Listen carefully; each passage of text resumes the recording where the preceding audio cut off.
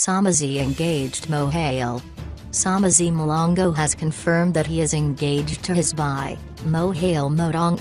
He confirmed the news to his team on Metro FM after weekend reports emerged, sending the rumor mill into a frenzy.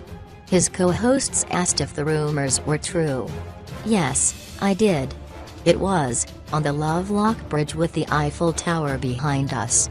I've watched too many movies obviously," Somizi said.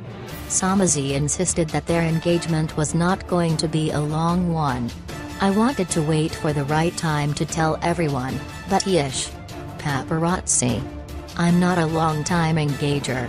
I'm not talking about getting engaged 7 years ago. It must be within a year-ish." The couple sparked speculation after both were seen with some additional bling on their fingers. Take a scroll and you'll see the rings for yourself.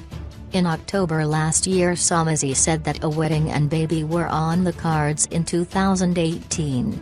Next year one will become Mr. Something.